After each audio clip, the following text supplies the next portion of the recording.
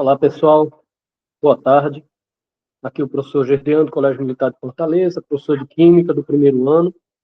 Vou iniciar agora com vocês a revisão, do nosso TD de preparação para a prova de recuperação final. Procurem acompanhar, fiquem atentos, assistam depois com calma, para que possam ter todas as dúvidas, minimizadas. E havendo necessidade, é só nos procurar na coordenação que nós fazemos todos os itens com calma para todos vocês. Vou aqui compartilhar a tela com o nosso TD para que a gente possa iniciar os raciocínios. Tá legal? Então vamos lá.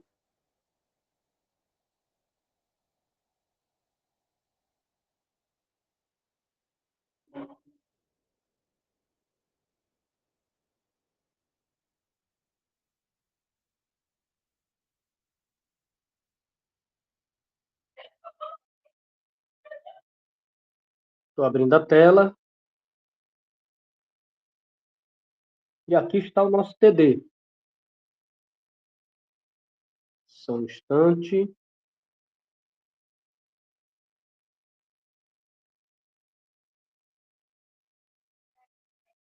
Só um instante.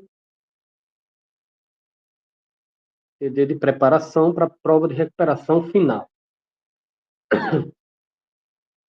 Pois bem, pessoal, a primeira coisa que eu quero mostrar nesse TD é a sua composição, que é bem assemelhada ao nosso modelo de prova. Então, fazendo esse TD, há uma boa expectativa de que a prova não lhe seja estranha. Os modelos, as formas de questão, tudo se assemelha bastante. Aí, lá no finalzinho do TD, eu coloquei, assim como na prova, um formulário com dados de interesse, a nossa ficha de orientação. Nela vocês vão ver quais são as sequências didáticas que nós vamos trabalhar. Vão ter também os assuntos, substâncias simples e compostas, evolução do modelo atômico, diagrama de distribuição eletrônica de Pauling, configuração eletrônica dos elementos ao longo da tabela, ligações químicas iônicas, covalentes, moleculares de um modo geral, ligação metálica, as forças de interação entre as moléculas, dipolo induzido, dipolo permanente, ligações de hidrogênio. Aí chegamos nos ácidos, bases, sais e óxidos, as principais substâncias da química inorgânica, classificação, previsão e balanceamento de reações. Aí entramos na parte do terceiro trimestre, já a reta final, que foi o estudo das grandezas químicas com o conceito do mol, massa molar, volume molar, estudo dos gases e a estequiometria, que são os nossos cálculos químicos.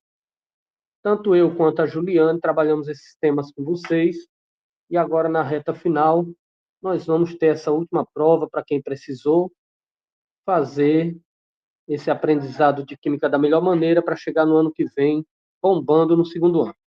Vamos lá, então? Pessoal, a primeira questão, só um minutinho, tá? A primeira questão trata da compreensão da classificação das substâncias, também de sua localização na tabela periódica, tudo mais. Isso daí é favorecido também na prova, porque vocês vão ter acesso a, como está lá na ficha de orientação, a tabela periódica de consulta, do mesmo modo que também poderão usar a sua calculadora comum para os cálculos estequiométricos. Treinem usando a calculadora, e vocês poderão usar no dia da PRF sem problema algum. Vamos lá, então, para a primeira questão, pessoal. A primeira das nossas questões aqui trata das classificações de substâncias e diz: com relação às substâncias, aí ele traz aqui uma lista com Al2O3, H2, HBr, Ni, NO, S8, MgO e Ne. Coloque um X no retângulo com V ou com F, conforme seja verdade ou não a afirmativa. Nesse caso, pessoal, a gente já pega aqui na primeira parte, no primeiro VOF, a seguinte afirmativa. As substâncias HBr, NO e MgO são compostas. Você deve recordar que substâncias compostas são substâncias onde nós temos mais de um elemento químico. Então, quando eu olho aqui HBr, isso é composto.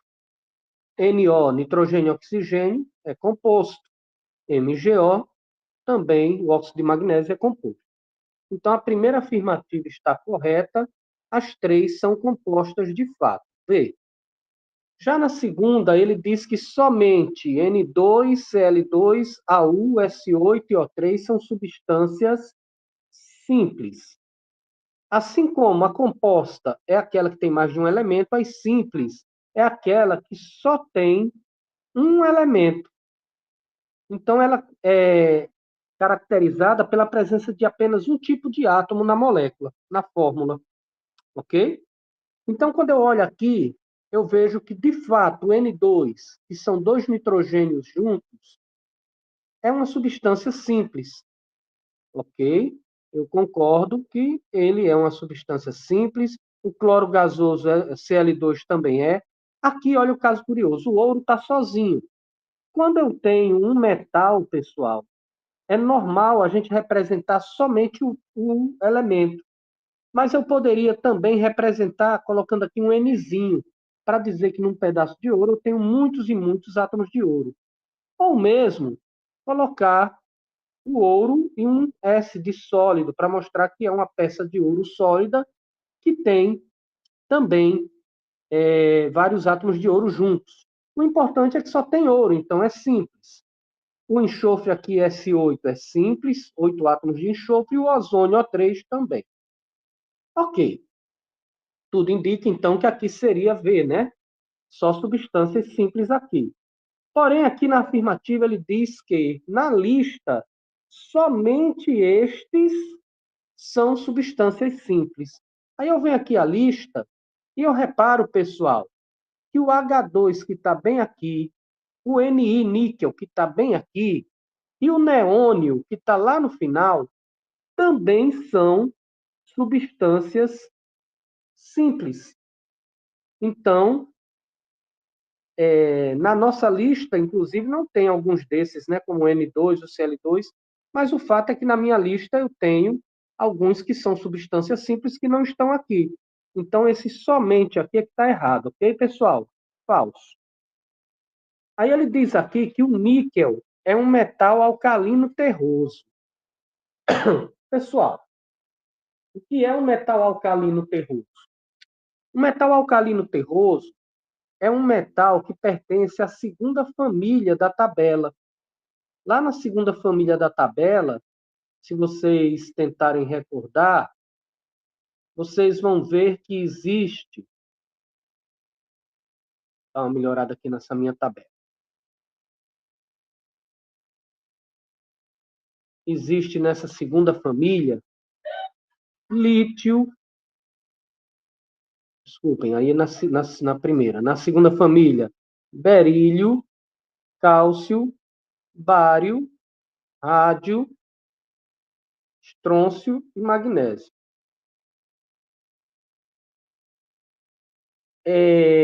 Quando ele diz que o níquel é um metal alcalino terroso, ele está querendo dizer que o níquel estaria aqui nessa segunda família.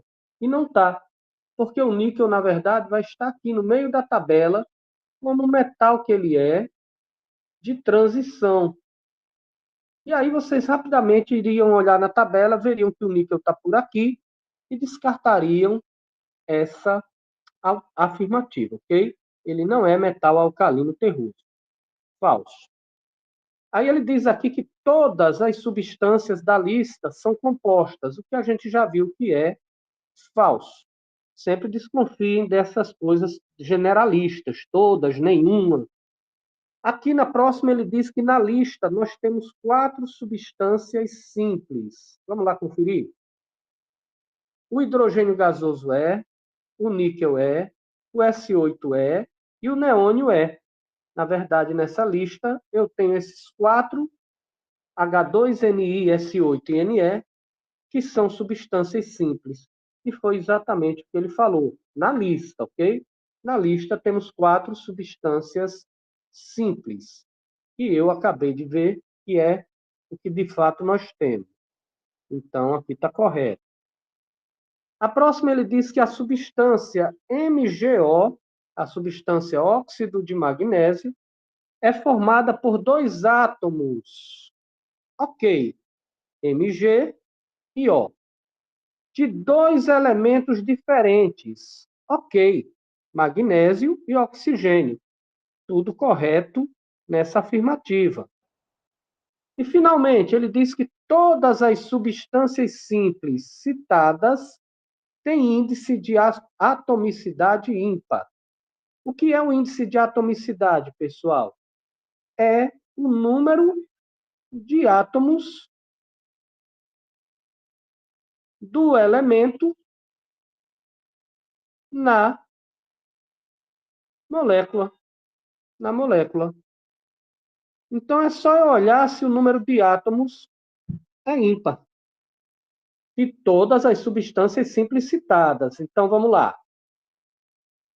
Na lista, eu tenho H2Ni, S8 e Ne. Ok?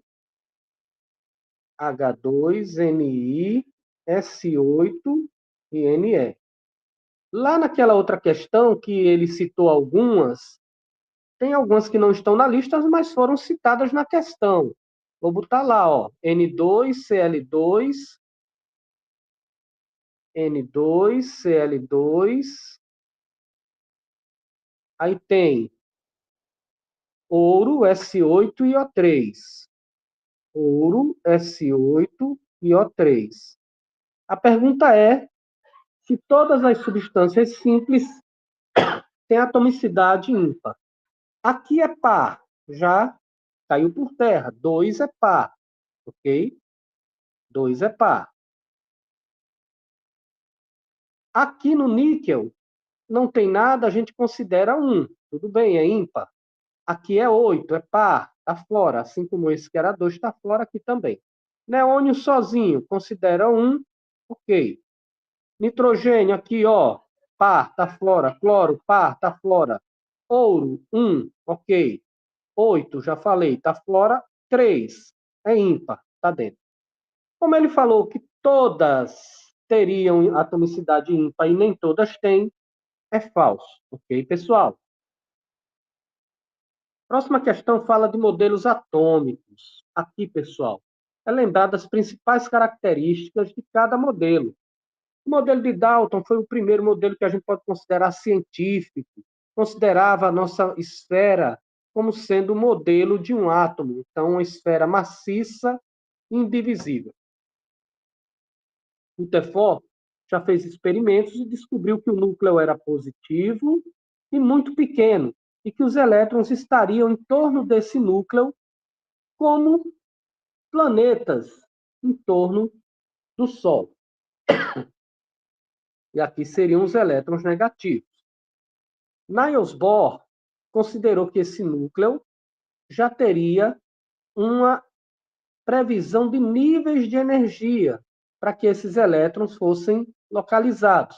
Então, os elétrons não estariam de qualquer jeito, estariam em níveis energéticos em torno desse núcleo positivo. Mais ou menos nessa época também já se descobriu aqui o nêutron, a outra partícula atômica. O átomo de Thomson já foi um átomo anterior, ele ficou mais próximo ali ao de Dalton, na escala de tempo. Era um modelo que a gente associou a um núcleo positivo e maciço, onde os elétrons ficariam incrustados como uvas num pudim, como passas num pudim. Não ficariam soltos, como Rutherford previu ou Bohr, no espaço ao redor do núcleo. Então, seria uma massa maciça com os elétrons grudados nele. a massa positiva, no caso, para Thomson. E o Demócrito aqui, pessoal, é o nosso primeiro modelo, se a gente considerar, mas não era científico, era um modelo que a gente chama de filosófico, um modelo ainda assentado na filosofia grega, da época desse filósofo Demócrito e seu companheiro de pensamento, né? Pensavam juntos, o Leucipo. Então, ele tem uma característica interessante, que foi o primeiro a visualizar a matéria como sendo formada por partículas bem pequenas, e aí foi ele que deu origem ao termo átomo, que quer dizer que não se quebra ou se fragmenta mais. Então, a gente deve ao modelo filosófico de Demócrito e Leucipo a nomenclatura átomo. Era um modelo meramente filosófico, não tinha ideia de partículas menores, cargas, nada disso. O surgimento de cargas só foi acontecer com Thomson. Até o modelo de Dalton não previa cargas, era só a massa pequena, parecida com uma bola de gude. Aí aqui a associação que ele pede, pessoal, é essa. O modelo do sistema planetário se associa a quem? Aí a gente vai associar ao modelo do Rutherford. O modelo conhecido como pudim de passas é o do Thomson. O modelo associado a uma bola de bilhar é o do Dalton. A origem da palavra átomo, como eu disse, é do nosso filósofo Demócrito e Leucipo também, nossos filósofos. E aqui, finalmente, em seu modelo, surgiu a definição de salto quântico. Foi o modelo de Bohr, que previa que um átomo tinha os seus elétrons dotados de uma energia nivelada, por isso níveis de energia. Quando eles recebiam energia externa, eles saltavam para um nível mais externo. Quando eles paravam de receber essa energia externa, eles voltavam para o nível anterior e liberavam essa energia na forma de luz. Então, tudo que a gente tem associado à luz, normalmente a gente associa ao modelo de Bohr, que aqui está com a letrinha C. Tá bem, pessoal? É só tentar guardar essas informações que vocês vão acertar facilmente. A questão seguinte fala de distribuição eletrônica e aqui, pessoal, é uma sequência de endereçamentos que eu poderia chamar dos elétrons num átomo. Tudo isso deriva da nossa ordem, né, do diagrama de Pauling, que nos dá uma forma não memorizada de saber essa distribuição facilmente. Vamos lá. Vou fazer aqui com vocês o diagrama para a gente não precisar decorar toda essa sequência, ok? Vamos fazer.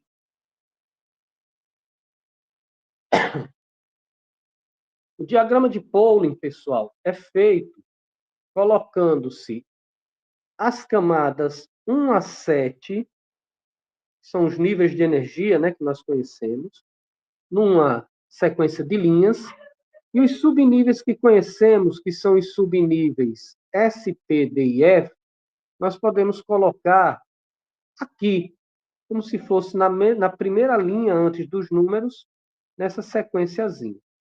Nós aprendemos que esses subníveis têm uma quantidade limite de elétrons, o subnível S cabe em 2, o P cabe em 6, o D cabe em 10, o F cabe em 14. Como se fossem espaços, caixinhas, dentro da eletrosfera, onde os elétrons podem ser encontrados. Chamaremos de orbitais mais à frente. Então, aqui a combinação é a seguinte, pessoal. Você pega a primeira linha e a primeira letra faz um S. A segunda linha você faz o S, faz o P. A terceira você vai aumentando, faz S, faz P e faz D. A quarta vai fazer o S, o P, o D e o F. E a partir de agora você vai começar a fazer o caminho contrário. A quinta você vai fazer todos eles também, 5S, 5P, 5D e 5F. Porém, a sexta você vai só até o D. 6S, 6P, 6D. E a sétima só até o P. 7S, 7P. A leitura é feita na diagonal, começando lá da primeira linha, né? Cruzando aqui, ó, um S até o 2. Aí vem para a segunda, paralela, 2S, e assim por diante. Vou botar aqui na cor preta para ficar mais visível, ó. Ok? E agora, seguindo a sequência. Seguindo a sequência. Vou colocar aqui um tamanho menor para a nossa linha. Na sequência, terei o 2P, 3S, depois eu venho 3P, 4S, 3D, 4P, 5S, e assim sucessivamente. Então, quando eu tenho aqui uma distribuição para ser feita, como ele pede para eu fazer do átomo do zinco 30, eu vou fazer até eu chegar nos 30 elétrons que ele prevê aqui. Perfeito? Então, eu vou pegar, ó, e vou fazer aqui um S2, estão vendo aqui? Depois do um S2, aí eu subo aqui para a setinha, venho descendo, 2S2, depois subo 2P6 e assim por diante. Então, ó, voltando para o nosso zinco. 1S2, 2S2, 2P6, 3S2, 3P6, 4S2. Nesse ponto, eu sempre dou uma pausa para contar. E eu vou ver que já tenho 20 elétrons, ó. 2, 4, mais 6, 10, 12, 18, 20. Percebem? Estou pertinho do 30. Aí eu vou aqui olhar quem é o próximo depois do 4S. Depois do 4S, reparem aqui comigo.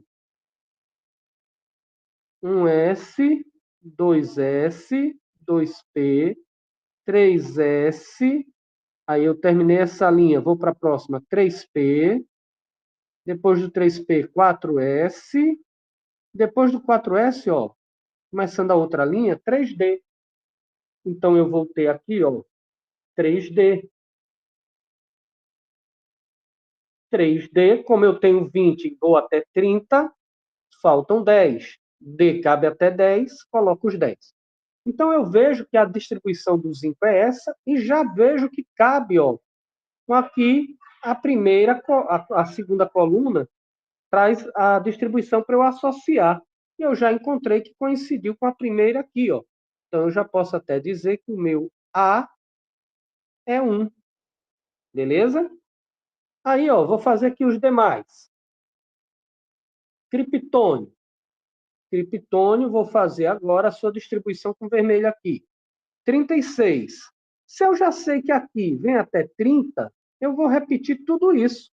Então, eu vou ter um S2, 2S2, 2P6, 3S2, 3P6, 4S2, 3D10, 30. 36, o próximo tem que me dar 6. Vamos ver se cabe. Parei no 3D, que cabe em 10, o próximo é 4P. E P cabe em 6. Se P cabe em 6, e é o que eu preciso, ótimo. Aqui eu já vou saber que vou fechar os 36 com 3P6. Perfeito? Então, eu viria aqui procurar onde eu tenho isso. Nesse caso, eu fui alertado, né, que na digitação ficou com equívoco, mas seria a... Ou, desculpem, não ficou com equívoco, não, é 4P6, não é 3P6, é 4P6, que bate justamente com essa última aqui, ó. Beleza? Não teve equívoco. Vai ter um equívoco na letra D do telúrio, eu vou mostrar a vocês já já. Então, esse B cabe com esse 4 aqui, ó. Esses dois são íons. Quando são íons, eu tenho que me tocar o seguinte, pessoal, fica atento. Esse valor, esse mais ou esse menos que aparece aqui, ele significa que eu vou ganhar ou perder elétrons. Fique esperto.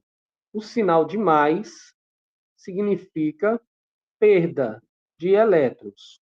Então, se eu vou fazer uma distribuição de elétrons e aparece esse sinalzinho de mais, eu tenho que ficar atento, porque eu vou precisar tirar elétrons dali. Tá bem? Vou precisar tirar elétrons dali. Então, o mais vai ter esse significado. Está pegando aqui o 0,8. Vou botar aqui o 0,5. O mais vai ter esse significado. Perde elétrons. Em contrapartida, se for o menos, quer dizer que ganha elétrons na última camada. Então, aqui o magnésio 12, eu vou fazer a distribuição dos 12 elétrons e terei o seguinte, ó. 1s2, 2s2, 2p6, isso daqui já me dá 10. O próximo, lá na nossa distribuição, é 3s2. Só que eu estou vendo aqui que esse sinalzinho de mais indica que ele perdeu um elétron. Se ele perde um elétron aqui, na última camada, que é a terceira, eu vou tirar um.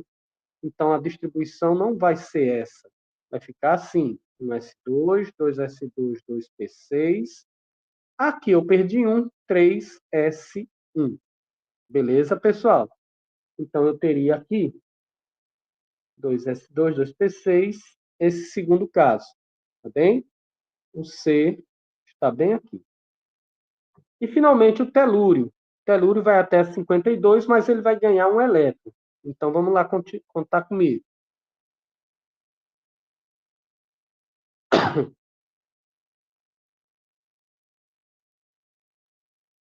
Telúrio, 52, menos 1.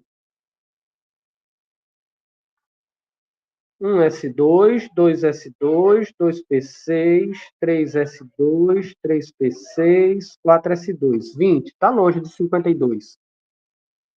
4s2. Aí, 3d10, 30. Depois do 3d10, 4p6, 5s2, 4p6, 36, 5s2, 38. Depois, vamos lá no diagrama. 4p6, 5s2, aí próximo, 4d10, 4d10. Então, eu vou colocar o 4d10 aqui. 48. Para 52, faltam 4. O próximo eu vou colocar 4. 4d10, 5p. Cabem 6. Porém, eu só preciso de 4. Então, eu vou botar aqui. Deixa eu corrigir só aqui essa letrinha que ficou muito feia. Vamos lá. 4d10, 48. 5p4. Pronto, 52. Só que eu estou vendo aqui que ele está menos 1. Ó. Esse sinalzinho de menos 1 aqui indica que ele ganha um elétron. Se ele ganha um elétron, então na última camada dele, que é a quinta, eu vou colocar mais um. Aqui no S não dá, que já tem 2, está cheio. Vou colocar aqui, ó.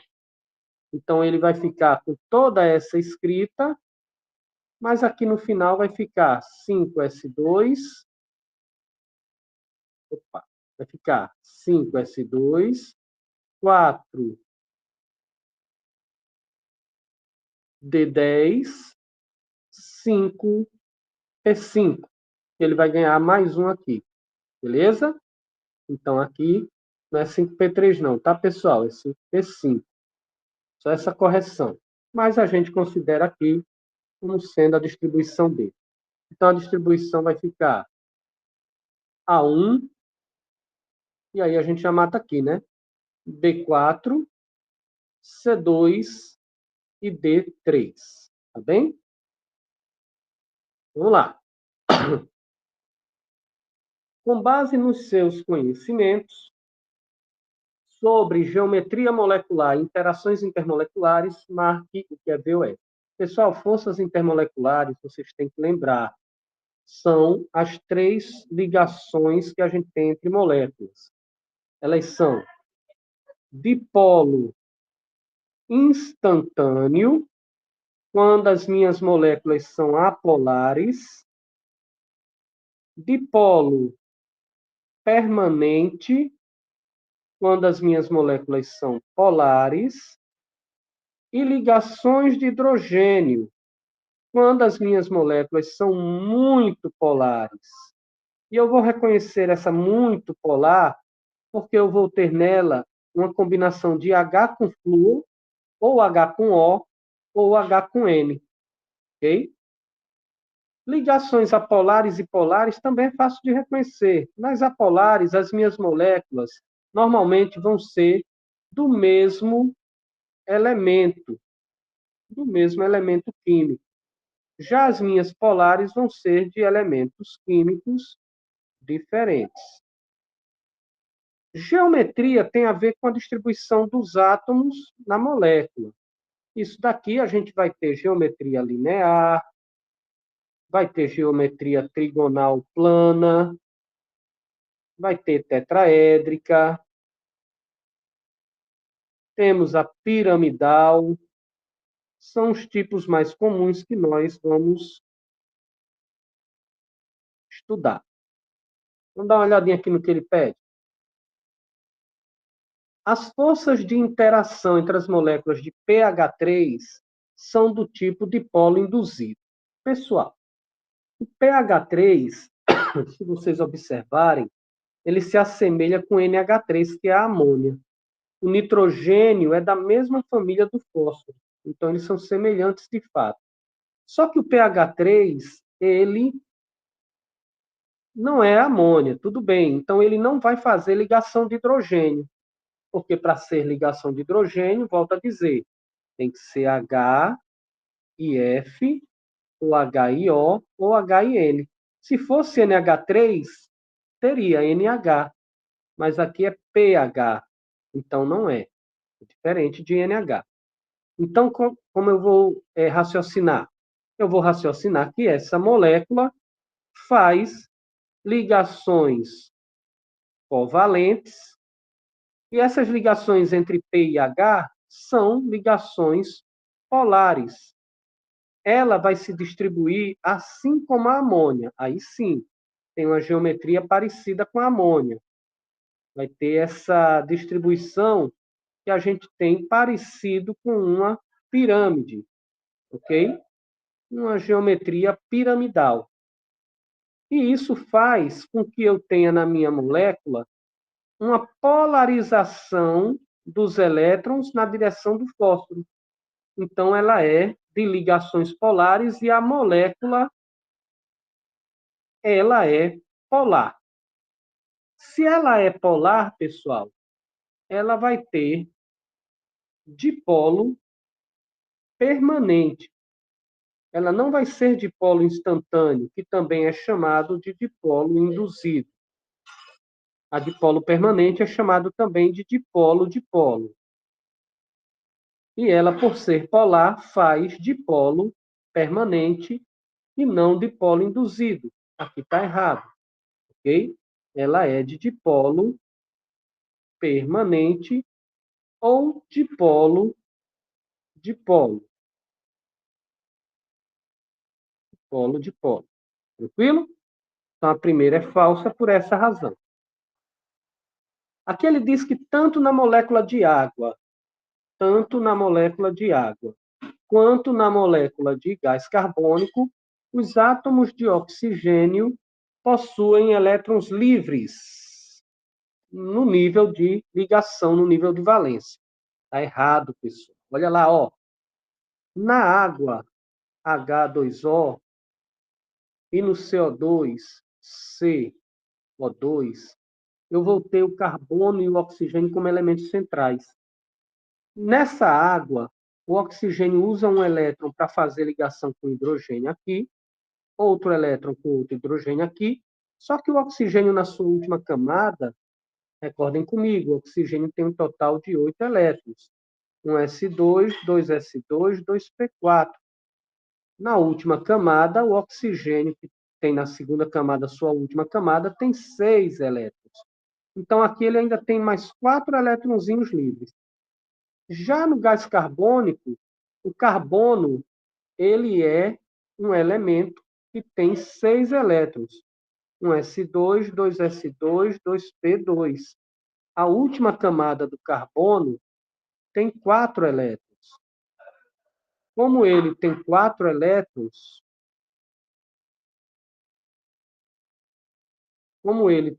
elétrons, na sua última camada, eu vou colocá-los aqui para fazer as ligações.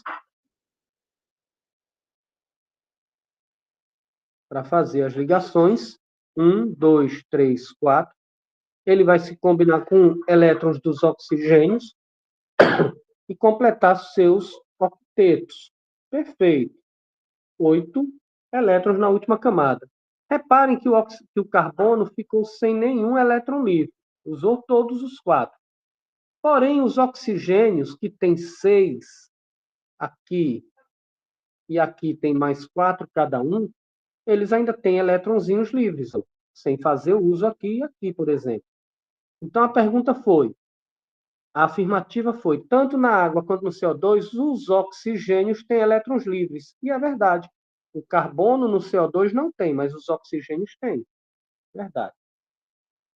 A molécula de amônia ou de amônio tem geometria trigonal. Não, pessoal, já mostrei ali em cima. O nitrogênio tem 3 elétrons livres aqui, mais 2 aqui em cima. Ele é da família 5A ou 15. Cada um desses elétrons ele usa para fazer uma ligação com H. E esses ligantes fazem com que ele atinja o octeto, ok? Ele tinha 5, compartilhou 3, foi a 8. Porém, ele ainda permanece, reparem ali, com um parzinho sobrando. Esse parzinho sobrando faz com que a estrutura suba. Então, é como se esse nitrogênio que a gente está vendo aí acabasse assumindo a posição no meio de uma pirâmide e os hidrogênios ficassem formando os vértices dessa pirâmide, os lados, né, dessas pirâmides lá embaixo, e o parzinho de elétron que sobrou lá em cima. Então, fica um desenho mais ou menos parecido com uma da pirâmide assim. Perfeito? Por isso que a gente vai dizer que, devido a esse parzinho de elétrons que sobra, fica assemelhado a uma pirâmide e o nosso NH3 tem uma geometria piramidal. Quando ele diz aqui que era geometria trigonal, está errado, ok? Falso. As forças de interação. Reparem que agora ele vai falar de forças de interação de outras moléculas. Deixa eu escolher uma cor mais bonitinha aqui para esse pincel. Escolher essa. As forças de interação entre as moléculas de ozônio são as mais fortes existentes, chamadas de dipolo permanente. Pessoal, está duplamente falso. Repare por quê. O ozônio é uma molécula de substância simples. Ela é, então, apolar. E, por ser apolar, ela faz dipolo induzido ou instantâneo. E são fracas. Por isso que ele é gás. As moléculas não se unem fortemente. Então, está errado por dizer que são as mais fortes. Está errado por dizer que faz dipolo permanente. O ozônio, ele faz dipolo instantâneo. Ok? Mesmo elemento químico, O3, só tem oxigênio, não é isso? É apolar. Dipolo instantâneo. E, pessoal, aqui vale a pena reforçar as forças dessas ligações, ok? Dipolo instantâneo é mais fraquinha, porque são moléculas apolares. Dipolo permanente é mais forte. E a ligação de hidrogênio multipolar é a mais forte de todas. Então, guardem essa escala de força, ok?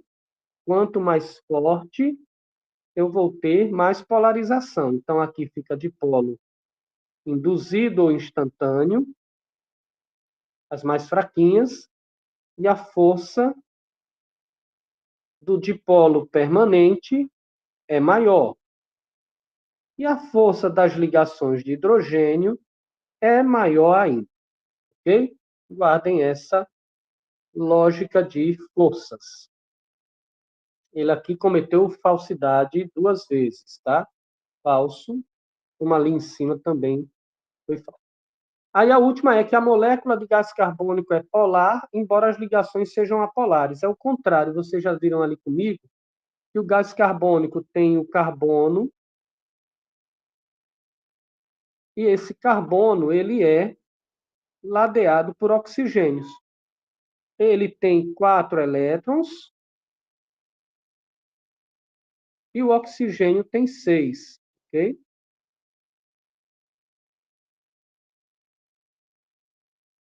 Aí o que é que acontece?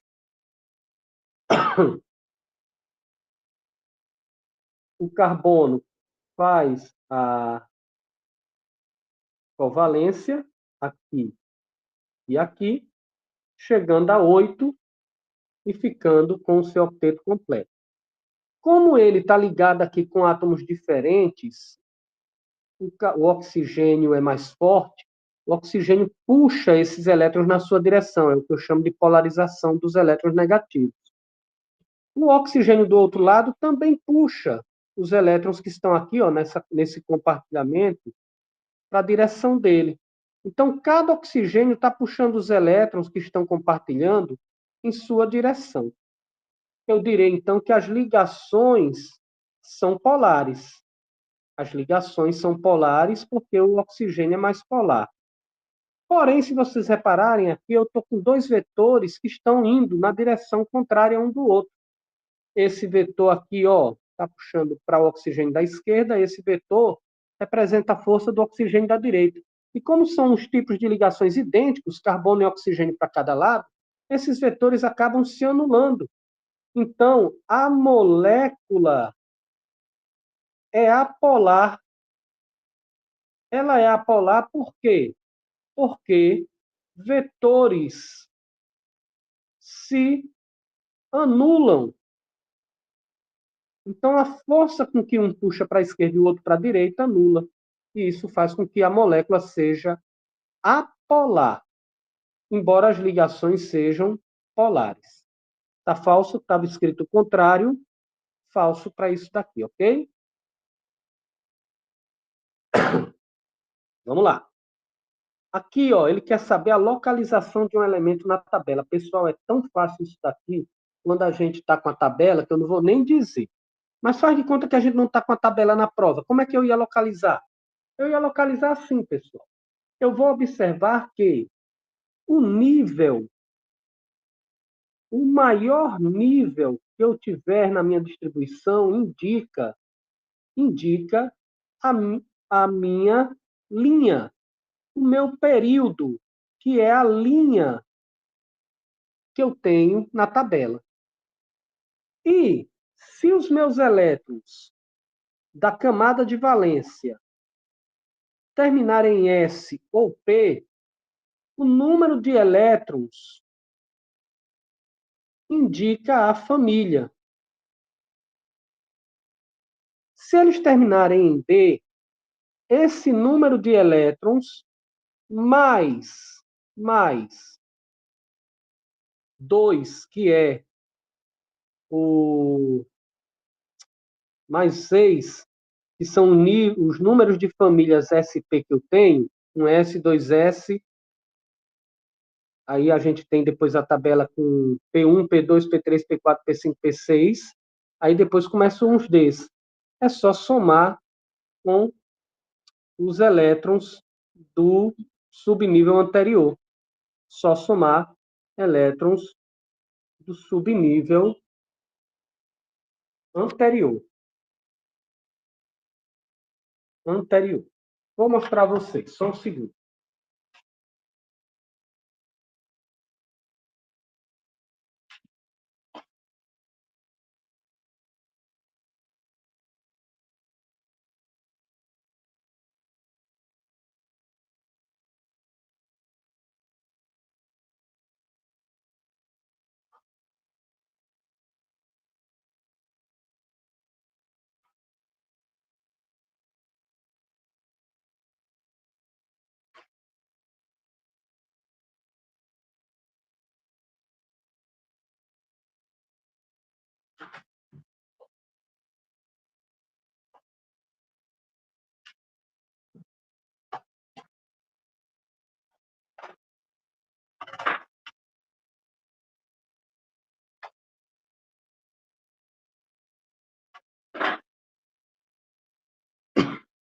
Prontinho, pessoal, fui ligar aqui a extensão que estava acabando a bateria do notebook. Ok. Então, vê só. Aqui, eu estou vendo que ele termina em 4S1, então ele já sei que ele é do quarto período. Como ele terminou em S, aí eu já sei que ele é da família 1, antigamente conhecida como família 1A. Então fica fácil localizar quando termina em S ou P, ok? Família 1, quarto período. Agora eu vou simular com vocês que ele termine em D. Olha só, exemplo. Faz de conta que eu tenho essa distribuição. 1S2, 2S2, 2P6, 3S2, 3P6, 4S2, 3D, 3. A minha família é, que termina é o 3D, mas só que ela não é da camada mais externa. Reparem que 4 é mais externo que 3. Então, é importante eu perceber que esse 4S aqui vai me indicar o período. É do quarto período. Porém, a família, como terminou em D, eu sei que é uma família de transição, eu vou fazer o seguinte, eu vou pegar e vou somar os 3 elétrons do D e os 2 elétrons do S. Então, eu vou ter aqui, que é da família 5. Família 5, antigamente chamada de família 5B. Então, se olhar aqui, esse elemento que tem 23 elétrons, é o elemento número 23. É só olhar na tabela e descobrir quem ele é. Deixa eu abrir aqui a tela para a gente olhar uma tabela periódica. Vou abrir aqui rapidinho, peraí, só um instante.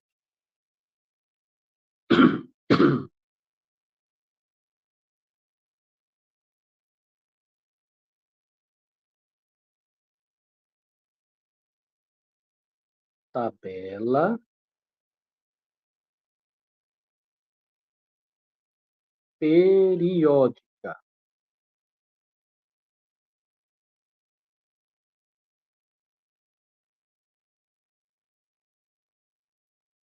Olha lá.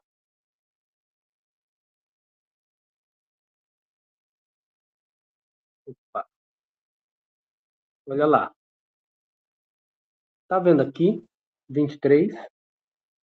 Ele tá, ó, vanádio, né? Ele tá, ó, na 1, 2, 3, quarta linha. 1, 2, 3, 4, 5. Quinta família. Percebe? Então, assim, pessoal, a gente consegue descobrir aonde ele está na nossa tabela só em observar esses detalhes, ok? Família 5. Tranquilo? Vamos lá. Vamos para a próxima.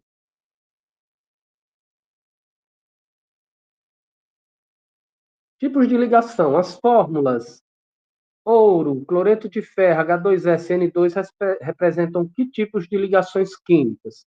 Pessoal, tem que guardar as informações mais importantes, né? As ligações químicas, elas são de 3 tipos fundamentais. Vamos dar uma olhadinha nelas aqui.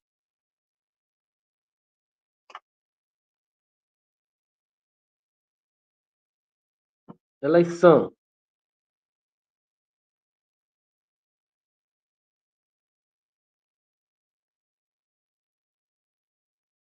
iônica, covalente e metálica. Recordando com vocês, quando a gente tem a tabela periódica, nós temos uma divisão básica dos elementos na tabela. Mais ou menos aqui nessa porção da tabela periódica, nós temos a divisão dentre os elementos dos que são metais e os que são ametais. Na iônica, eu vou ter ligação entre metal e ametal com transferência de elétrons. Na covalente, eu vou ter ligações entre ametais entre si com compartilhamento de elétrons. Um elemento, um átomo, né, compartilha elétrons com o outro. E na metálica, o nome já sugere, né, eu vou ter a participação apenas dos metais entre si, e nesse caso, os elétrons que eles têm vão ficar, de certo modo, compartilhados também, como um mar de elétrons que a gente chama, onde os elétrons vão ficar navegando aqui em torno dos núcleos dos átomos. Então, é fácil eu saber distinguir aqui. Se eu olho aqui, ouro, só tem átomo de ouro, é como se fosse uma peça de ouro, uma aliança de ouro.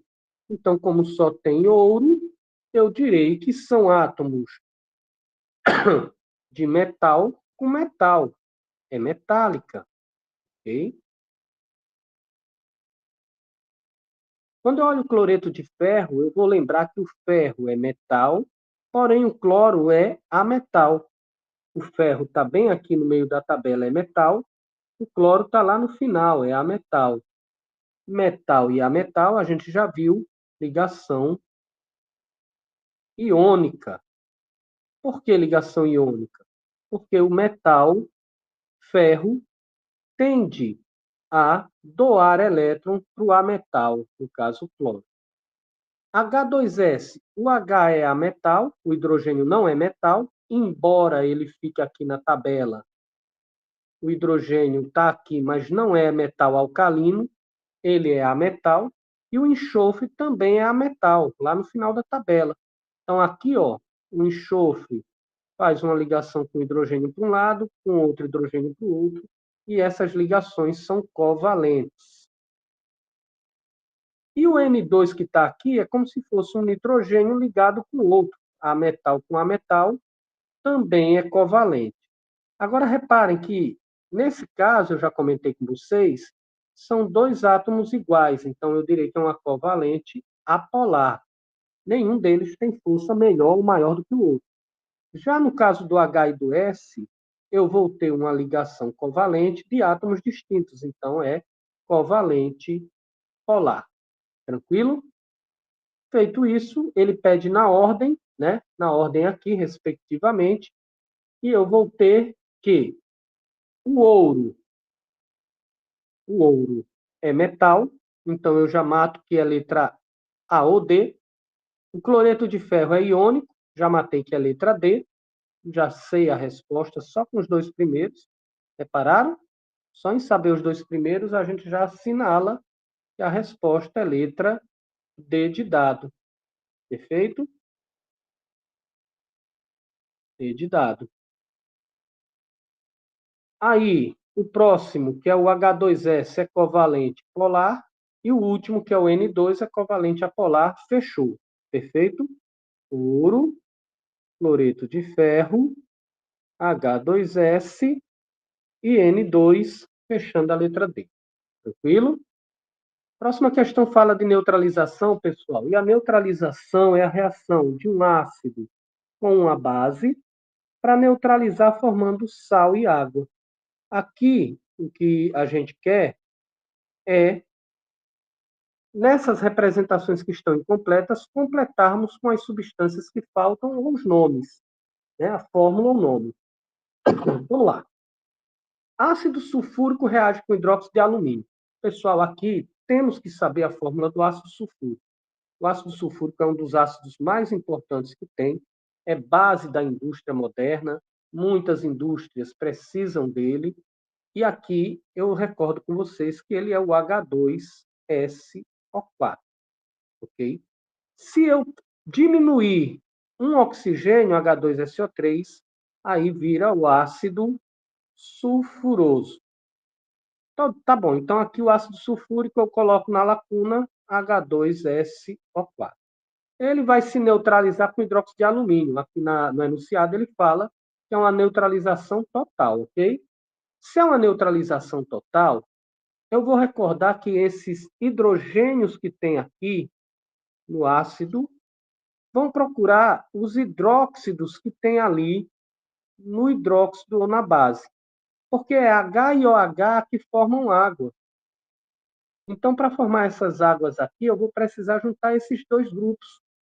Só que eu estou reparando aqui que eu tenho 2 hidrogênios e tenho 3 hidroxilas, não está batendo.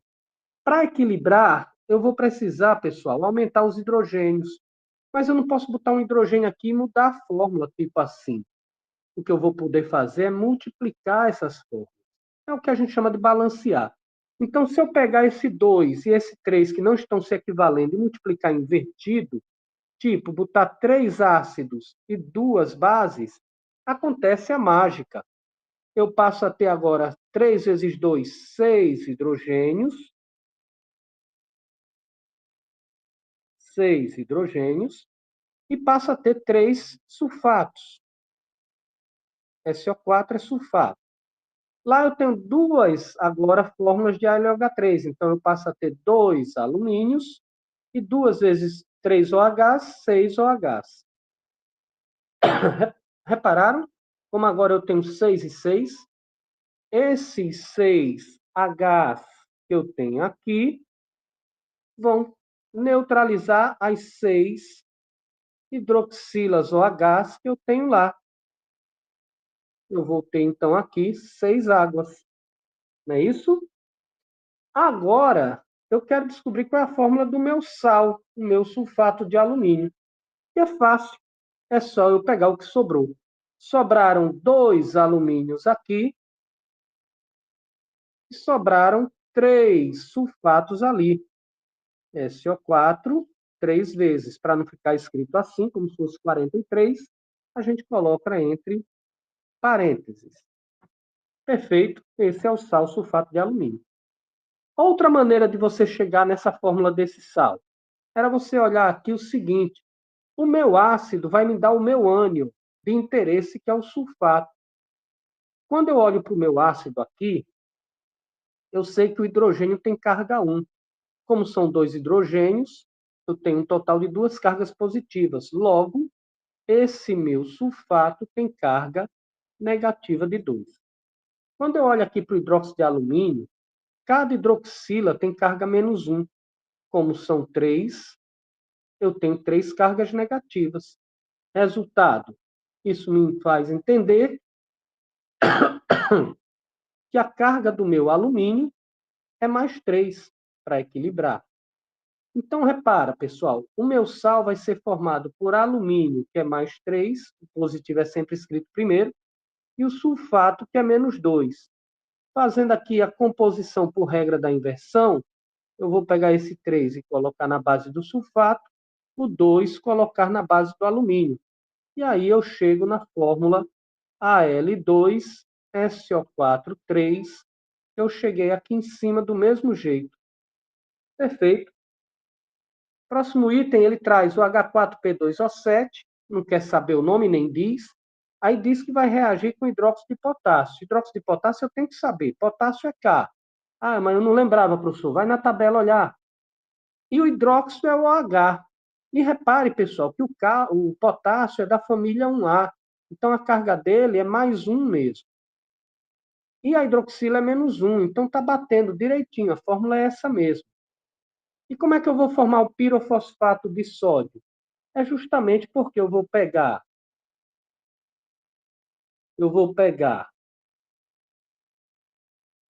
o meu cátion que vem da base, K+, o meu ânion que vem do ácido. Quem é o ânion aqui? Ora, se eu tenho 4 ácidos e cada hidrogênio vale carga mais 1, isso quer dizer que o resto, que é o meu ânion, o P2O7, vai ter carga menos 4, para equilibrar os 4 hidrogênios que eu tenho aqui. Entende? Então, aqui vai ser K+, P2O7, 4 menos. Aqui o mais 1 do potássio eu vou usar para formar a base do meu ânion e o 4 do ânion para formar o índice do meu K. Então, vai ficar K4, P2O7, 1. E como é 1, não precisa botar. Essa é a fórmula do sal que ele pediu. Perfeito, pessoal? Aqui na questão, ele pede que a gente analise um pedido de um professor durante uma aula que pediu para os alunos irem no armário e buscar um por um, na ordem, os seguintes compostos. Oxiácido inorgânico. Pessoal, o que é um oxiácido inorgânico? Oxiácido, o nome já sugere, é um ácido com oxigênio. Então, eu venho aqui e olho que nas minhas opções, o primeiro é um ácido com oxigênio sulfuroso, o segundo também, o terceiro também, o último também. Porém, esse daqui não é. O H2S, reparem que ele não tem oxigênio, então ele está fora. Na sequência, ele pede que traga um diácido. O que vem a ser um diácido? O nome já diz, né, professor? Exato. 2 hidrogênios na fórmula que se ionizam. Então, são 2 hidrogênios que podem sair daquela fórmula.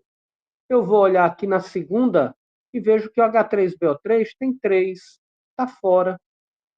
Né? Ele quer um diácido, então esse daqui não está. O segundo está ok, o terceiro está ok, o quarto está ok, só que esse daqui eu já eliminei a alternativa. Agora acabei de eliminar a alternativa A. E o da letra E está ok, porque tem 2 também. Então, reparem, já fui eliminando, já eliminei as letras A e D. Aí ainda estão na briga B, C e E. Vamos ver o terceiro pedido. No terceiro, ele diz que vou buscar no armário um sal de metal alcalino. Pessoal, metal alcalino, vocês têm que, olhando a tabela, reconhecer quem são. São os da primeira família.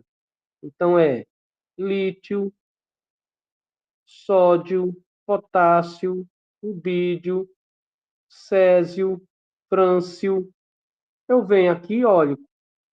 Na letra B tem sódio, na letra C também, na letra D também. Está tudo valendo. Vamos para o próximo. Uma substância que, quando aquecida, após aquecimento, pode gerar CO2. Essa é interessante. Que substância, quando eu aquecer, pode gerar CO2? Ora, eu logo raciocino que é algo que tem que ter carbono e oxigênio, né? Tem que ter carbono e oxigênio, pode ter outras coisas, mas tem que ter esses dois para formar isso. Aí eu venho aqui e olho para a letra B e não tem carbono, tem cloro, está fora. Eu já elimino a letra B por conta disso. O da letra C tem carbono e oxigênio, pode ser, o da letra E também. Estão na briga. O último vai definir. O último é um sal ácido. O que é um sal ácido? Um sal ácido, pessoal, é um sal com hidrogênios que não foram neutralizados, que permaneceram. Então, eu vou observar na minha fórmula que vai ter hidrogênio no meu sal. E aí eu venho aqui e vejo que na letra C tem hidroxila, então eu direi que isso daqui é um sal que tem resto de base, é um sal básico. Mas na letra E tem um hidrogênio, é o bicarbonato de sódio, que por ter hidrogênio é um sal ácido. Então atendeu. Todos que atenderam estão aqui na minha letrinha E, que é a letrinha que eu marcarei. Tranquilo, pessoal? Próxima questão pede para fazermos o balanceamento dessa equação. Vai cair um balanceamento e eu vou fazer com os menores coeficientes possíveis e ele quer a soma, ok? Então, primeiro de tudo é balancear, depois a gente soma. Vamos lá olhar a questão, a equação. A vai ter esse coeficiente A, esse B, fazer aqui esse método algébrico para nos ajudar, ok? O K vai ter o coeficiente A mais o B, que é igual ao coeficiente F. O manganês vai ter o coeficiente B, que tem que ser igual ao do outro lado, que é o coeficiente E. O iodo vai ser o coeficiente A, que tem que ser igual a 2 vezes o D, não é isso? O hidrogênio vai estar presente no coeficiente C duas vezes, que tem que ser igual ao coeficiente F. E o oxigênio está presente 4 vezes no coeficiente B, uma vez no C, somados eles têm que estar igual do outro lado, ou seja, 2 vezes no E e uma vez no F. Nessa hora, a gente procura dar o valor 1 para um desses coeficientes, para uma dessas letrinhas de coeficiente, para ser o nosso pontapé inicial. Então, eu vou procurar aqui aparecem mais possibilidades de resolução de ideias. Por exemplo, eu posso dizer que B é igual a 1. B é igual a 1. Se B é igual a 1, é igual a 1 também. Aí eu posso olhar aqui para a primeira equação e dizer a partir dela que A mais B, que é 1, é igual a F. Quando eu olho para a última, eu descubro que 4B, que é 4 vezes 1, mais C, é igual a 2 vezes E, que é 1, mais F. Então, eu descubro que C mais 4 menos 2 é igual a F. C mais 2 é igual a F. Eu estou descobrindo aqui características para poder descobrir esses valores.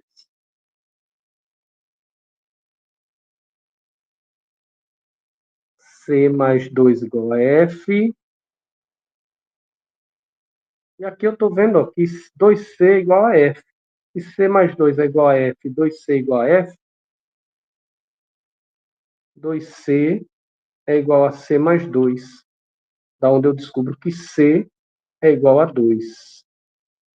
Se C é igual a 2, F é igual a 4. Se F é igual a 4, A é igual a 3, né? A, B, C, D, falta o D. Se A é igual a 2D,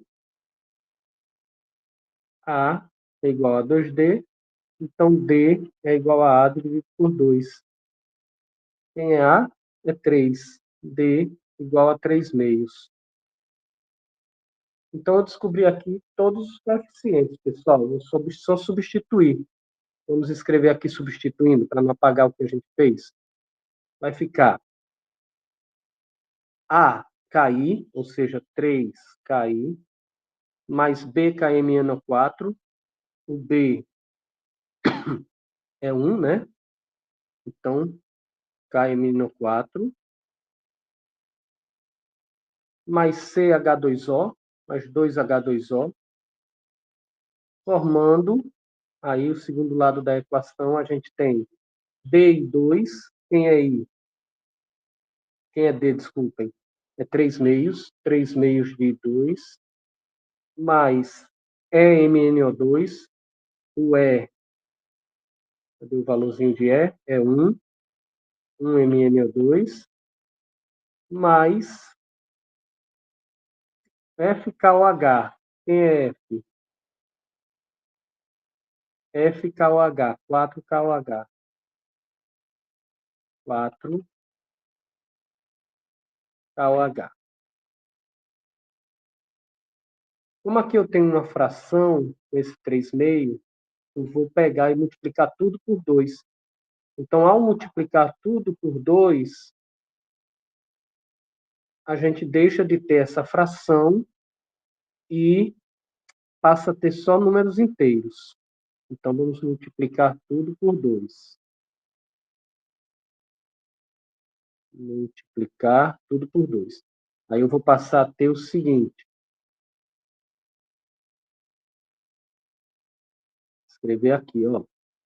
6KI mais 2KMNO4 mais 4H2O, formando 2 vezes 3 meios, 3 e 2, mais 2 MnO2, mais 8 KOH. Veja que era uma equação de balanceamento meio complicadinho, viu, pessoal, para fazer tentativa e erro. Então, agora eu vou conferir. 6 potássios, mais 2 potássios, 8, do outro lado, 8. 6 iodos, do outro lado, 3 vezes 2, 6. 2 vezes manganês, 2 manganês, do outro lado, 2 manganês. 4 mais 4, 8 oxigênios, do outro lado, 2 vezes 2, 4, mais 8, 10. Aí aqui, 2 vezes 4, 8, mais 4, 12, melhor dizendo, ok? Oxigênios, ó, 2 vezes 4, 8, mais 4, 12. Do lado de lá da setinha. Do lado de lá da setinha eu tenho 2 vezes 2, 4, mais 8, 12 também. Então, balanceamento que enrola, né? Se for tentar fazer na tentativa e erro de um modo muito rápido, pode não sair.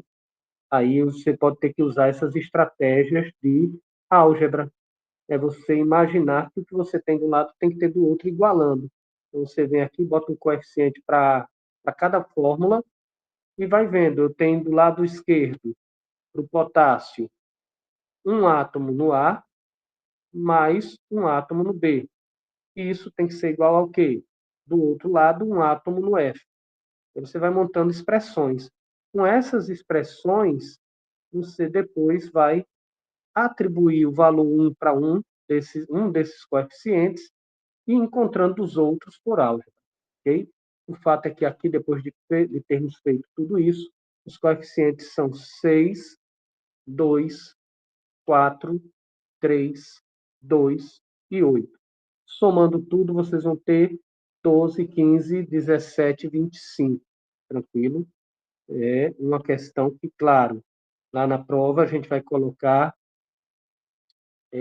de um grau de dificuldade ligeiramente menor, por conta do tempo que vocês vão ter disponível para fazer tudo isso. Continuando, pessoal. O gás sintético metano, gás natural, pode ser obtido por essa expressão aqui, por esse processo. É um processo em que eu tenho duas reações. Primeiro, o monóxido de carbono reage com gás hidrogênio formando metanol. Depois, o metanol reage, né, com essa reação, se desfazendo em gás metano, gás carbônico e água. Veja que eu estou formando gás metano, que é o que me interessa, a partir de uma sequência de duas reações. Esse tipo de questão quer que a gente analise essa possibilidade. Com calma, a gente vai ver o que é que ela pede aqui nesse DOS. Qual que ele diz? A reação 1 pode ser classificada como síntese. Quando eu olho a reação 1 aqui, ela não vai ser classificada como síntese, porque aqui é a substância composta. Na reação de síntese, eu tenho que ter substâncias simples que reagem e formam uma composta.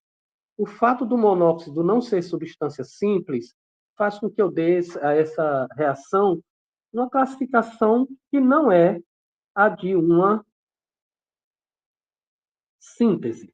Síntese é quando eu tenho duas simples ou mais formando uma composta, o que não foi o caso, ok? Não pode ser classificada como síntese por conta disso, beleza? Aqui, não, falso. A outra a afirmativa diz que nessa primeira reação pode-se dizer que o hidrogênio é redutor. Aqui eu tenho que analisar cargas, pessoal. Olha só a primeira reação. Na primeira reação, nós temos aqui o monóxido de carbono reagindo com hidrogênio. Quando a gente estudou NOx, a gente viu que o oxigênio ele tem carga -2. Então, aqui o carbono é +2. O hidrogênio é substância simples e toda substância simples tem carga NOx zero. Quando eu venho aqui para o outro lado, esse gás, esse composto que eu formei, ele vai ter os meus elementos com as suas cargas que, ao você fazer a análise, vai ver que o hidrogênio é +1, o oxigênio é -2. O oxigênio só não é -2 quando ele for gás, água oxigenada, que é zero. É -1, desculpa. Já o hidrogênio, ele sempre vai ser mais um. Ele só não foi mais um aqui porque é substância simples, aí é zero. Então, aqui do outro lado, para eu descobrir o do carbono, é só fazer a soma das cargas. Então, eu tenho 3 mais um aqui, mais um, 4. Menos 2, 2. Então, ele aqui é menos 2, para equilibrar. Ok? Então, assim eu descubro as cargas desses átomos dos dois lados da setinha. E aí eu vou ver quem foi que aumentou e quem foi que diminuiu. Se vocês olharem aqui, o carbono, que era mais 2, passou a ser menos 2. Ele reduziu a carga. Ele sofreu o que eu chamo de redução. Já quando eu olho para o hidrogênio, eu vejo que o hidrogênio era zero e mudou para mais um, tanto aqui como ali. Quando ele sofre isso, ele está aumentando a carga. Aumentou a carga, eu chamo isso de oxidação. O hidrogênio, ao sofrer oxidação, ele causa a redução do carbono. Então, ele é o agente redutor. Já o carbono, ao sofrer redução, causa a oxidação do hidrogênio. Ele é o agente oxidante. Assim a gente identifica. Observe que o oxigênio era menos 2 e menos 2 permaneceu, não sofreu nada de mudança eletrônica. Então, quando ele diz aqui que o hidrogênio é o redutor, pessoal, eu vou observar que o hidrogênio sofreu oxidação, saiu de zero para mais um, e ele, de fato, então, é o agente redutor. Beleza? Verdade aqui. Enquanto a primeira foi falso, a segunda foi verdade. Na terceira afirmativa, ele diz que a segunda reação pode ser classificada como combustão. Combustão é uma reação onde alguma substância vai reagir com oxigênio, formando gás carbônico e água, ou formando monóxido e água. Resultado, pessoal, eu venho aqui, olho para a segunda reação e vejo que ela não tem nada de combustão. Embora ela forme gás carbônico e água, ela não foi uma reação com oxigênio. Então, ela não é uma reação de combustão. Por isso, eu venho aqui e coloco que isso é falso. Perfeito? Falso. Na outra, ele diz que na reação 2 se obtém apenas uma substância, apenas uma, cujo estado físico é gasoso nas CNTP. Pessoal, eu olho aqui e vejo que eu obtive metano, que é gás, gás carbônico, que o nome já diz é gás, e água, que nas CNTP é líquido. Mas eu não obtive só um gás, eu obtive dois gases. Então, quando ele diz aqui que na segunda reação se obtém apenas uma, está errado, ok? Eu obtive gás carbônico e obtive também o gás natural. Na reação 2, um dos produtos se chama monóxido de dihidrogênio. Olha lá, hein? Monóxido de dihidrogênio. Dois hidrogênios e um oxigênio. É água. E, de fato, a gente viu que na segunda reação nós temos a água como um dos produtos. Beleza? Então, essa afirmativa ela está verdadeira. Só que ele não disse água, disse o nome da água como o nome químico, né? Monóxido de dihidrogênio. Na primeira reação, o oxigênio sofre redução. Já falamos aqui, ó, que o oxigênio estava menos 2 e permaneceu menos 2. Então, ele não sofreu nada. Ele não sofreu nem redução, nem oxidação. Falso. E aqui ele diz que para obter 1 mol do gás metano, necessitamos de 1,33 de monóxido. Olha lá, pessoal. Aqui eu vou visualizar a reação somada. Se eu for observar quanto eu vou precisar de monóxido, que é reagente da primeira, para formar metano, que é produto da segunda, eu vou ter que somar as duas. Então, eu vou fazer o que chamamos de reação global. Eu vou pegar essa primeira e somar com a segunda para elas se cancelarem. Para isso, o que é que eu vou fazer? Eu vou multiplicar a primeira reação por 4. Para quê? Para que eu passe a ter 4 metanol de produto cancelar com o primeiro reagente da segunda reação. Então, fazendo isso, eu passo a ter 4CO mais 8H2, formando 4CH3OH. E a segunda reação, eu tenho 4CH3OH se desfazendo em 3 metano, CO2 e 2 águas. Repare aqui agora, os quatro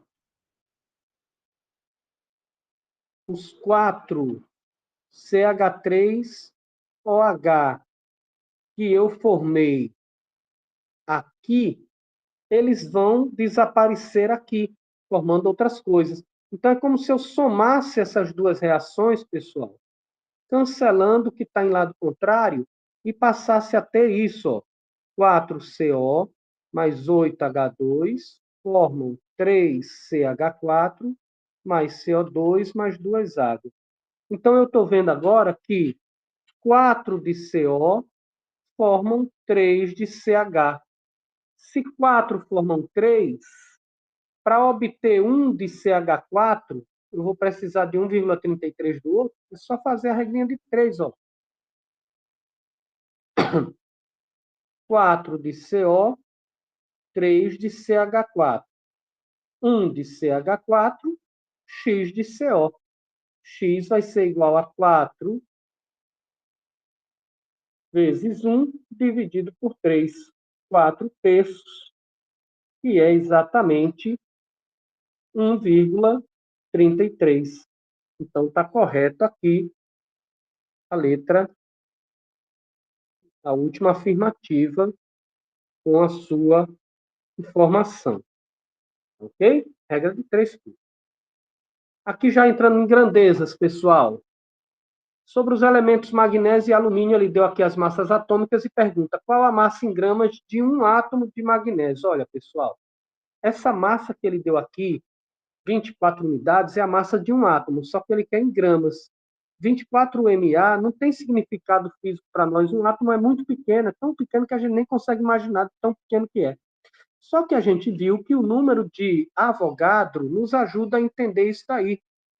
Eu vou pensar agora no seguinte: quantos gramas vai pesar esse meu átomo de magnésio se eu sei que 24, que é a massa atômica dele aqui, perfeito?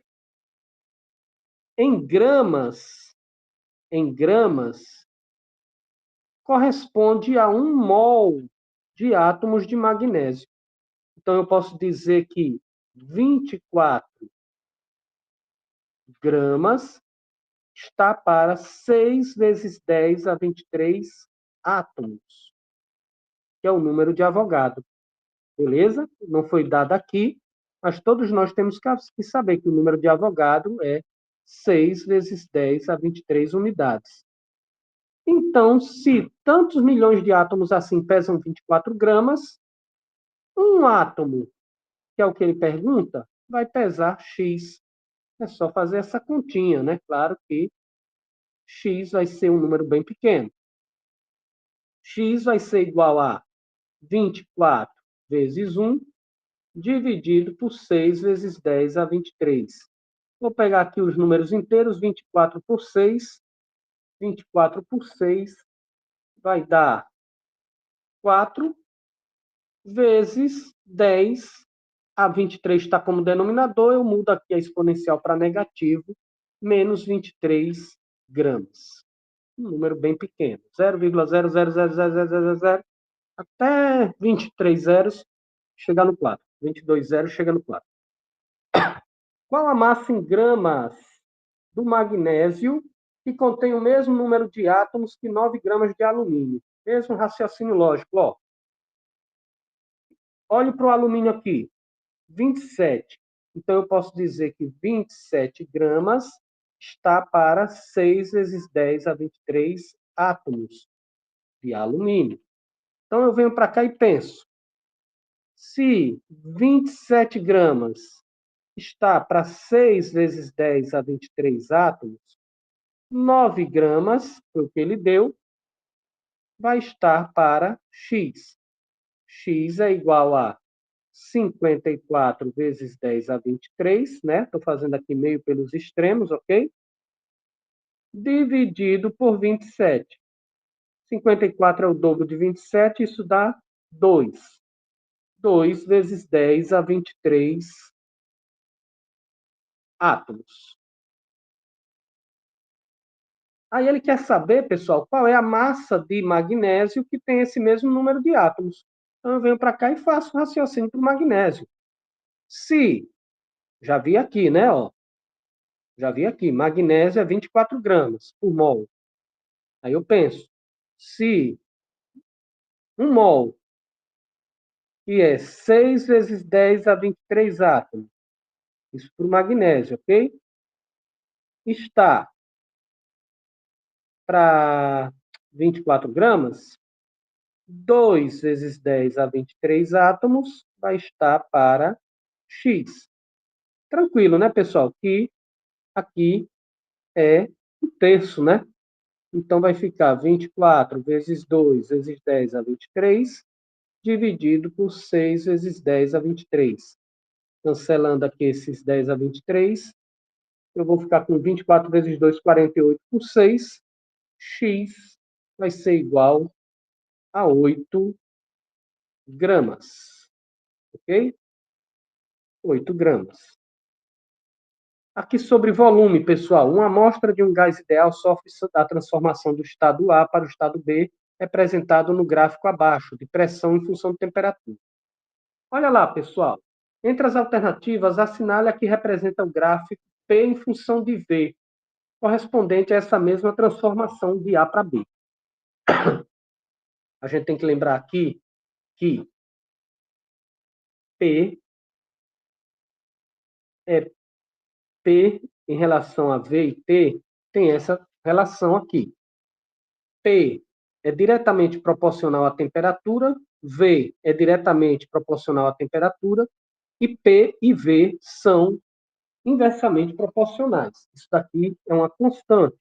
Então, a gente pode representar isso também como P1, V1, T1 igual a P2, V2, T2. O detalhe é o seguinte, a transformação que ele está falando foi de pressão em função de temperatura. Olha o raciocínio. Quando eu aumento a temperatura, aumento a pressão. Por isso que o gráfico sobe. Perfeito. Mas agora ele quer que eu faça um gráfico ou analise qual desses representa o volume em função da pressão. Pessoal, quando eu aumento a pressão, o meu volume diminui. Eles são inversamente proporcionais. Então, se eu aumento a pressão, o meu volume diminui. Se eu aumento a pressão, o volume diminui. Em contrapartida, se eu diminuo a pressão, o volume aumenta. É só eu procurar um gráfico que me traga isso. Aqui, estou aumentando a pressão e o volume aumentando também. Não bate. Ora, na letra B, estou aumentando o volume e a pressão está constante. Não bate. Letra C. Estou aumentando a pressão, o volume está parado, constante. Não bate. Igual aqui. Letra B, letra D de dado também. Agora, cadê a letra E? Faltou a letra E. A letra E, que deveria estar aqui, acho que ficou engolida, ia trazer o gráfico com a seguinte característica. Quando eu aumento o volume, a minha pressão diminui. Então, digamos que eu estou com o volume aqui e vou aumentar. Ao aumentar o meu volume, a minha pressão vai diminuir. Olha lá, pessoal. Na verdade, aqui o gráfico está presente na letra sim. É só eu analisar, analisei aqui muito rápido, sem pensar, mas é esse daqui, ó.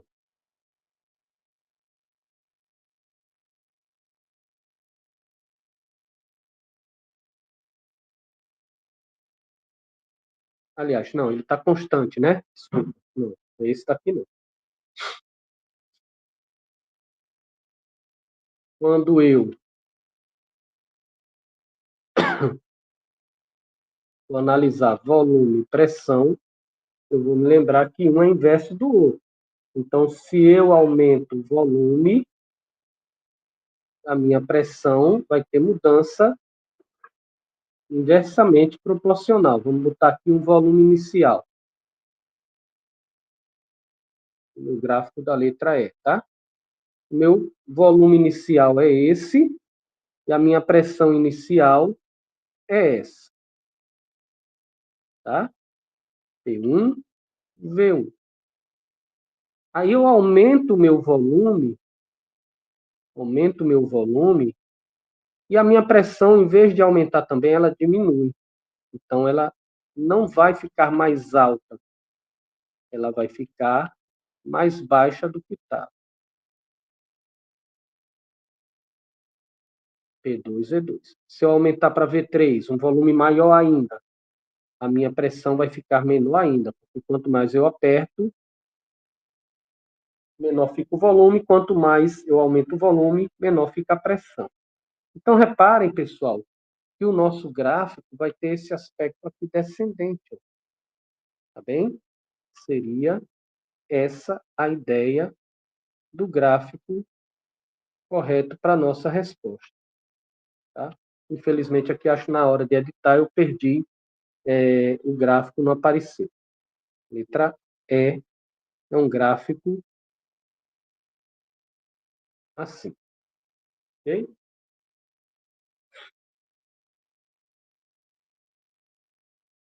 Estequiometria, temos mais aí umas 2, 3 questões, pessoal. Está pesado o arquivo, mas é isso aí. A aula, mas é isso aí. O hidrogênio pode ser obtido em laboratório a partir da reação do alumínio com ácido sulfúrico na equação não balanceada. Se não está balanceada, a primeira coisa é balancear, pessoal. Vamos lá. 2 alumínios do lado de lá, boto 2 aqui. 3 sulfatos do lado de lá, boto 3 aqui. Hidrogênios tenho 6 aqui, lá eu só tenho 2, multiplico por 3, vai para 6. Balanceamos rapidinho, né? Aí ele pergunta: um analista usou uma quantidade suficiente de ácido sulfúrico para reagir com 10,8 gramas do metal e obteve 11,42 litros do gás na CNTP. Determine o rendimento aproximado. Pronto, pessoal, vamos pensar aqui. O metal que ele chama é o nosso alumínio. O gás que ele obtém é o nosso hidrogênio, ok? O ácido sulfúrico aqui, ele já adiantou que teve quantidade suficiente, é só coadjuvante.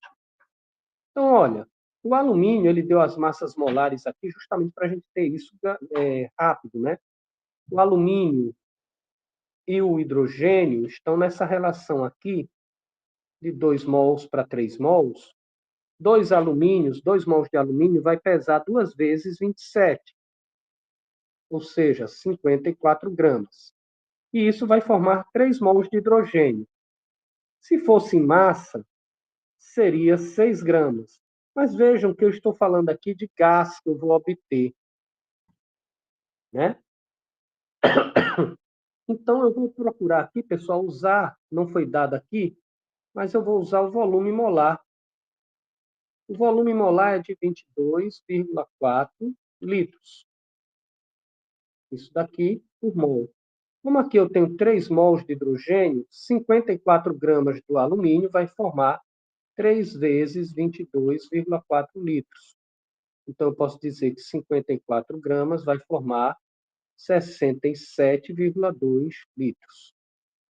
Só que ele me disse que usou 10,8 gramas apenas do metal. Então, se ele usou apenas 10,8 gramas, eu vou obter bem menos do que 67,2, vou obter X. Vamos ver quanto é que dá isso aqui? X é igual a 10,8 vezes 67,2, dividido por 54. 10,8, pessoal, é como se fosse 1/10 do dobro de 54. Percebe que isso daqui, isso tem relação? Isso aí, para a gente ganhar tempo até sem calculadora. Eu posso fazer aqui a seguinte dedução. X é igual a 108, ok? Vezes 67,2, dividido 108, 10,8 que está aqui é 108 dividido por 10. Então, é só eu pegar e botar esse 10 aqui, multiplicando 54 embaixo. Ao fazer isso, eu posso cortar o 108 com 54, sobra 2 lá em cima. Aí a minha conta vai ser 2 vezes 67,2, que vai dar 4. 2 vezes 7, 14, vai 1. 2 vezes 6, 12, 1, 13. 134,4 dividido por 10. Ou seja, X vai ser igual a 13,44 litros. Aí, olha, ele me disse que eu obtive 11,42 e quer saber o rendimento. Então, olha lá, rendeu menos do que eu esperava. Eu esperava 13, só veio 11. Então, eu vou pensar aqui assim, ó. Se 13,44 litros era o meu rendimento esperado, era o meu 100%, 11,42 litros é X%. É só você fazer essa continha, você vai ter acesso à calculadora e você vai descobrir o valor. 11,42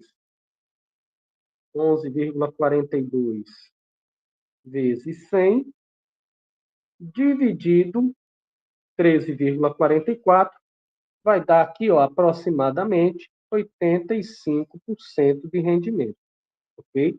Tente fazer esse raciocínio nas questões, porque eu sempre valorizo a tentativa, o raciocínio.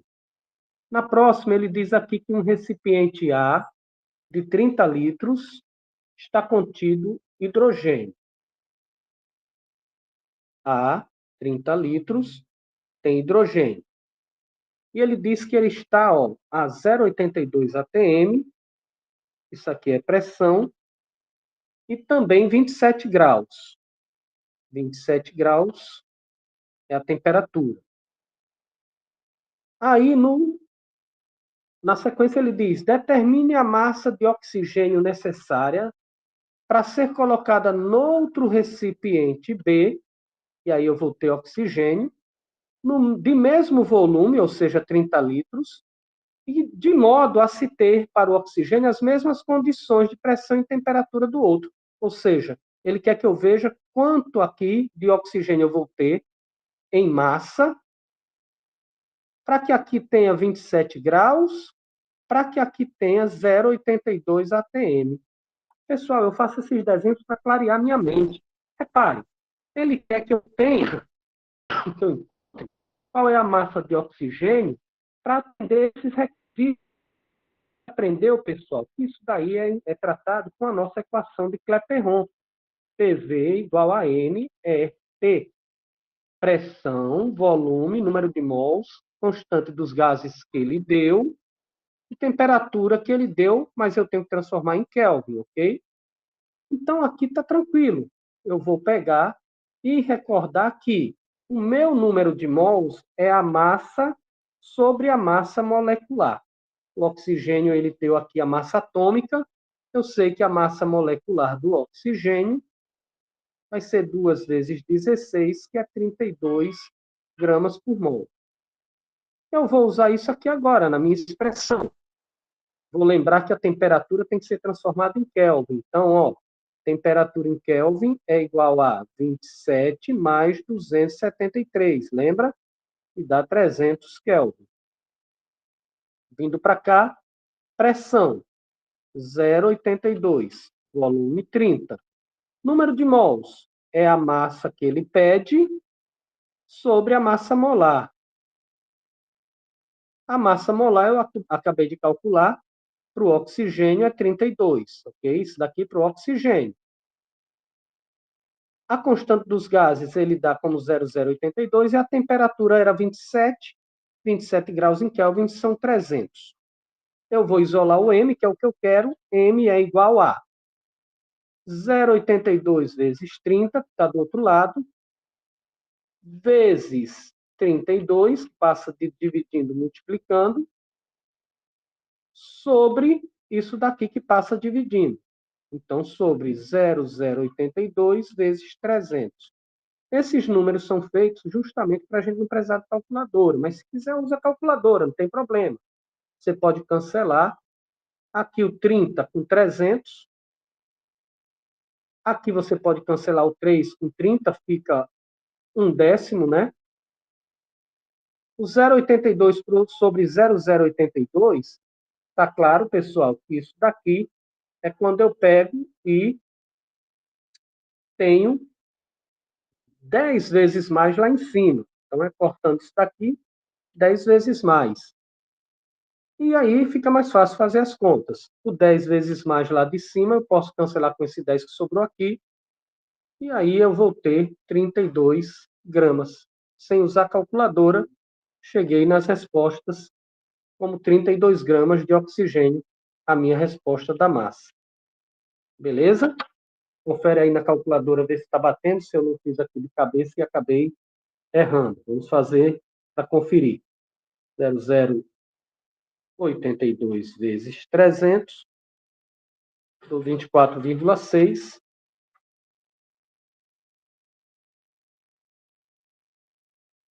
E lá em cima eu tenho 0,82 vezes 30 vezes 32, 787,2, dividido por 24,6 dá 32, exatamente. Ou você pode fazer com a calculadora, pode fazer raciocinando assim, dá certo também. Nossa última questão aqui do nosso TD, pessoal. Encontrou-se uma amostra de mármore cuja pureza era de 60%. Decompondo 50% dessa amostra, obteve-se cal virgem gás carbônico. Admitindo o rendimento de 70%, quantos mols de gás carbônico foram conseguidos? Primeira coisa, escrever a reação. Decomposição do carbonato de cálcio por aquecimento, formando CaO e CO2. Balanceando, vocês vão ver que já está balanceado. 1 mol forma 1 mol, forma 1 mol. Só que ele me diz aqui que ele decompôs 50 gramas de calcário dessa amostra. Só que 50 gramas era se ela fosse pura, mas ele me deu uma pureza de 60%. Então, na verdade, eu não tenho 50 gramas. Eu tenho 60% disso. Então, 60% de 50 vai me dar uma massa de CaCO3 de 30 gramas. Aí eu venho aqui para a minha equação para ver quanto é que eu vou formar de cal virgem. Ele quer saber, na verdade, quantos mols de gás carbônico vão conseguir, né? Vou formar. Então, vamos lá, vamos pensar aqui. 1 mol de carbonato de cálcio, fazendo a continha aqui com as massas dele, vai dar 40 mais 12 mais 3 vezes 16, que dá 100 gramas. Então, 100 gramas forma 1 mol de CO2. Aqui o balanceamento me dá o número de mols. Só que eu não tenho 100 gramas, eu só tenho 30. Então, eu vou formar X. X corresponde a 30 vezes 1 dividido por 100. Não é isso? X é igual a isso.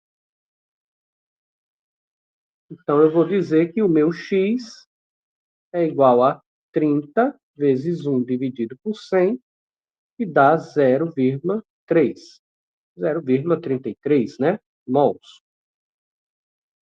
Só que ele está me dizendo aqui que o rendimento, pessoal, olha lá, admitindo um rendimento de 70%. Isso quer dizer que a minha reação não tem um rendimento pleno. Então, se a reação fosse de rendimento 100%, eu teria isso. Mas eu não tenho. Não é 100%. Se fosse 100%, era 0,33 mol. mas a minha reação é de 70%, então ela vai ser Y mol. Y vai ser igual a 70 vezes 0,33 por 100. Isso vai me dar Y igual a aproximadamente 0,21, 22 mols de CO2. Tranquilo, pessoal? Pessoal, a questão do balanceamento lá, me embananei um pouquinho com vocês. Teve que usar o método algébrico aqui para auxiliar. Demorou um pouquinho, demorou também um pouquinho aqui a de análise do gráfico, né? Do PVT. E essas de balanceamento, com essa do gráfico, tomou um pouquinho de tempo, mas deu para a gente fazer todas as questões. Deixarei, então, no EB virtual, para vocês darem uma olhada com calma aí depois, tentarem fazer com calma também, e assim a gente vai chegar da melhor maneira possível na nossa prova. Tá legal? Pessoal, um grande abraço, fiquem com Deus, boas provas. Nas aulas, procurem a gente para tirar dúvidas, procurem na coordenação, a gente está à disposição o tempo todo. Tchau, tchau.